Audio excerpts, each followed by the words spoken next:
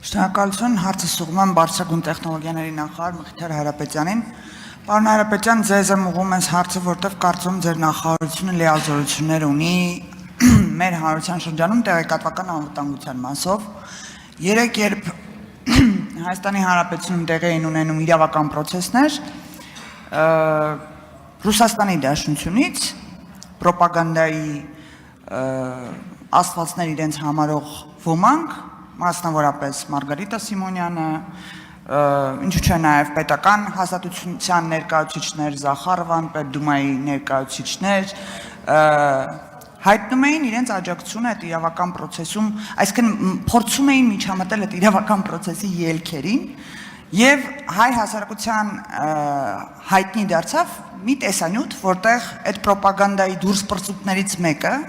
իրեն թույլ է տալիս հերթական անգամ Հայաստանի Հանրապետության ժողովրդի, Հայաստանի Հանրապետության ժողովրդավարության, ինչու՞ չէ նաև ընտրված վարչապետի նկատմամբ անթույլատրելի խոսույթ։ Եվ այդ տեսանյութը տարածվում է Հայաստանի Հանրապետությունում շատ լրատվամիջոցների կողմից, ինչու՞ չէ նաև հեռուստատեսությամբ։ Ես գիտեմ, որ հանրային մուլտիպլեքսում այդ հաղորդումը չի հեռարձակվում, բայց ինձ թվում է, որ կաբելային TV-ները կարող են այդ հաղորդումը հեռարձակել։ Արդյոք դուք որպես լիազոր մարմնի ներկայացուցիչ որևիցե գործողություն կամ նպատակահարմարություն տեսնում եք արդյոք մեր հասարակությանը զերծ պահել նման հիբրիդային պատերազմի գործիքներից, որը տեղի ունենում մեր դարավոր բարեկամ երկրի պետական հեռուստատեսությամբ։ Շնորհակալություն։ Հարցին կպատասխանի բտանախարար Մխիթար Հայրապետյան, ներողություն։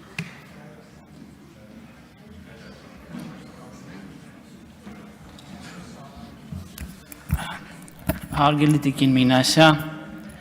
շնորհակալ եմ հարցի համար։ Ինչպես արդեն գիտեք, դեռևս նախորդ տարի այն դրսևորումները, որոնք երեք հասանելի են դարձել համացանցային տիրույթում, դեռ նախորդ տարի երկու տարբեր դրվագներով եւս դրսևորվել են եւ մենք ստիպված ենք եղել այդ հաղորդումը տվյալ երևույթի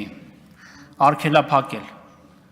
Դուք ձեր խոսքում արդեն իսկ նշեցիք, որ հանրային մուլտիպլեքսում արդեն իսկ ամիսներ շարունակ այդ հաղորդումը, ինչպես նաև տվյալ երևույթի մասնակցության որևէ հաղորդաշար չի հեռարձակվում եթերով։ Սա հեռուստահաղորդումների առաջին շերտն է հանրային մուլտիպլեքսը։ Սակայն մենք ունենք եւս երկու շերտ։ Երկրորդ շերտը IPTV OTT կամ ցանցային օպերատորներն են, որոնք հաճախ մեր խոսույթում մենք ասում ենք մալուխային հեռուստատեսություն։ Այստեղ մենք արդեն իսկ վերջնականացրել ենք եւ կարծում եմ հաջորդ նստաշրջանում ազգային ժողովում կքննարկվեն տեսալսողական մեդիայի մասին օրենքում փոփոխությունների նոր փաթեթը, որը պարտադիր կդարձնի նաեւ հեռուստաբովանդակության նկատմամբ մեր ակնկալիքները եւ պահանջները նաեւ երկրորդ շերտում գործունեություն ծավալող տնտեսվարողների համար, այսինքն IPTV, OTT կամ ցանցային օպերատորներով հեռարձակվող հեռուստաալիքների համար։ Եվ կա երրորդ շերտ, դա համացանցն է, այն ինչ երեկվանից այսօր տարածվում է տարբեր սոցհարթակներում օգտատերերի կողմից, որոնք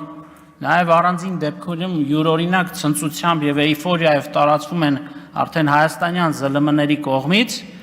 վերաբերում է այն հաղորդմանը, որը հասանելի է եղել ռուսաստանյան լսարանի համար։ Այսինքն ռուսաստանաբնակ մեր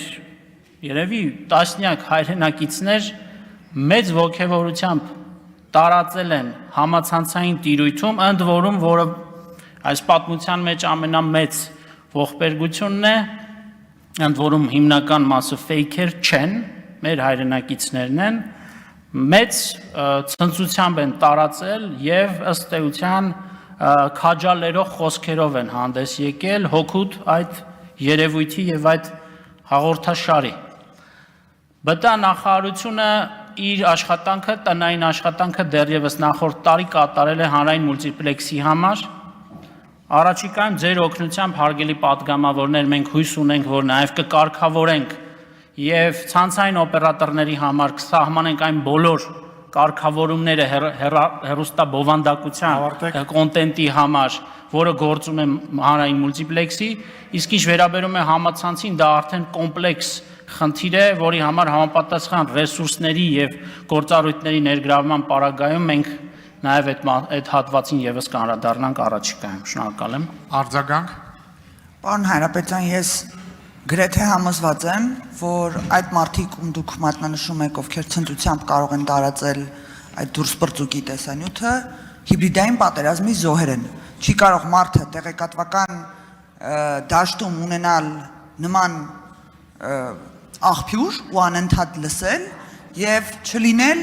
նման մտածելակերպի անձնավորություն։ Ես կարծում եմ, որ մենք եւ ես վստահ եմ, որ այս 1 տարվա ընթացքում այդ հիբրիդային պատերազմի գործիքները Հայաստանի Հանրապետության տարածքում լայնանալու են եւ տարածվելու են։ Ես կարծում եմ, որ մենք պետք է շատ արագ լուծում տանք,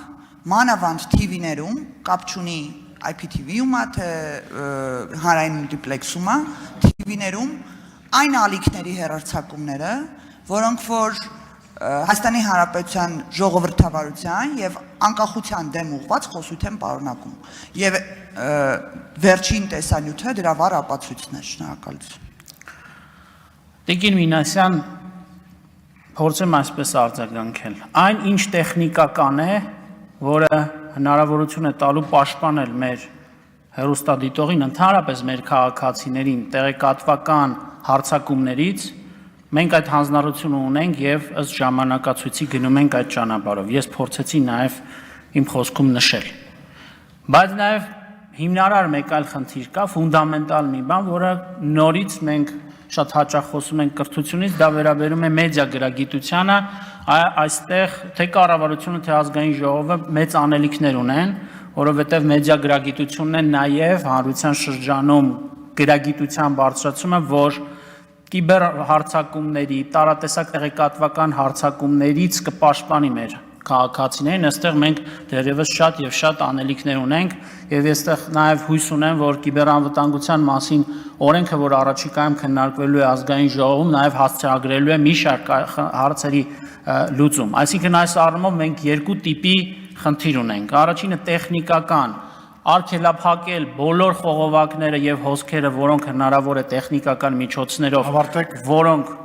որպես այդպիսին տեղեկատվական պատերազմի, հիբրիդային պատերազմի դրսևորում են մեր քաղաքացիների նկատմամբ եւ մյուս կողմից համապատասխան ռեսուրսներ կենտրոնացնել հանրության շրջանում կիբեր հիգիենայի ապահովման եւ մեդիա գրագիտության աստիճանի բարձրացման։ Շնորհակալություն։ Չմոռանաք հավանել տեսանյութը եւ բաժանորդագրվել Civic AM-ի YouTube-յան էջին։